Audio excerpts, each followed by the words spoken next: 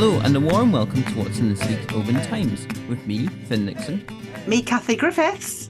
And me, Sandy Neal. Happy 1st of March everyone, and you'll be glad to hear that we have lots of news and photographs for you this week. Remember that here at the Oban Times we are always happy to hear your stories and see your photographs as well. You can call us on 01631 568 000, email editor@obantimes.co.uk, or message us on Facebook, Instagram or Twitter. Lots of stunning Northern Lights photos have been sent in to us this week, so keep them coming. But what stories do we have for you in our newspaper and online? What have you been finding out about, Kathy?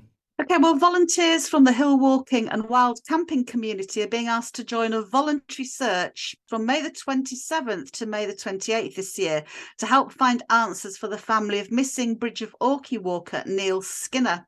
So Neil's from Doncaster originally. Search and rescue volunteers are hoping to solve the mystery of his disappearance, and they're organising this search in the Bridge of Orchy area to mark actually the first anniversary since his disappearance. Neil's daughter, Kate Armitage, has accepted help from a voluntary search service called Beneath the Surface to cover new ground.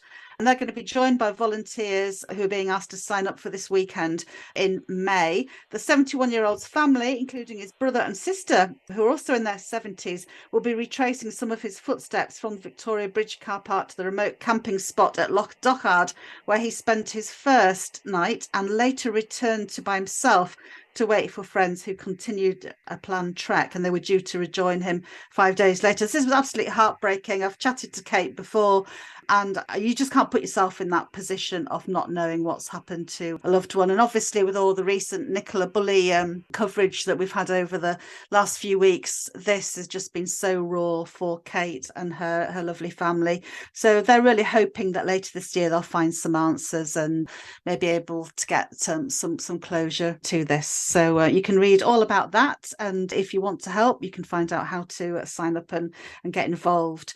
We've also got news of the big Oban Spring Clean coming back. This year's organisers are hoping that residents and businesses are going to do better than ever before in cleaning up the town. In the past years, the event that's led by Keep Oban Beautiful has resulted in hundreds of bags of rubbish. That's over 1 tonne being removed from beaches, streams, woodlands and streets. So that weekend is going to be on March 25th to the March 26th. Some groups and businesses are already planning to get an early start in that. So yes, read all about it and get involved in that as well. And yes, Aurora, what a wonder. Like you said, Finn, we've had loads of fantastic photos being sent in, and I was lucky enough to see those lights from Ling, and what a sight. Even better than when I went to Iceland to see them and just saw a faint minty coloured wisp. Truly spectacular. So enjoy all those pictures in our Oban Times. Good stuff. Thanks for that, Kathy. I look forward to seeing all those photos of the Aurora and the other photos and news at www.obantimes.co.uk or in the newspaper that will be available in shops and garages from Thursday. What about you, Sandy? What news do you have for us this week? Well, thank you very much, Finn. Well, first of all, Mary's Meals volunteers and customers have expressed their devastation at the news that the Argyll charity is closing all of its shops in Scotland due to rising costs and declining income. The 6 shops in Oban, Lochgilphead, Glasgow, Inverkeithing, Troon and Dunblane are due to shut at the end of September. You can find out what customers and staff at the shop thought about it all. Argyll and Bute have set their budget. The council has saved school crossing patrollers from the axe for a 3rd time, but council tax sadly is going to rise by 5%. The council, on the other hand, has reversed cuts to Tyree, Jura and Colonsay's customer service centres following local outrage, but their future is still uncertain. You can find out why. We have the latest on Oban's controversial Gibraltar Street revamp. Parents are campaigning to reopen Connell's mothballed Achaleven Primary School as councillors decide on options for its future next week.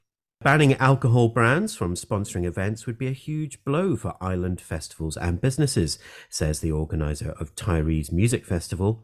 And the Ulva Ferry Waterfront project has been awarded £250,000. You can find out what that money will be going towards and what is happening with the project. Kathy, can I just ask, would you describe the Aurora the recent aurora, would you describe that as minty green?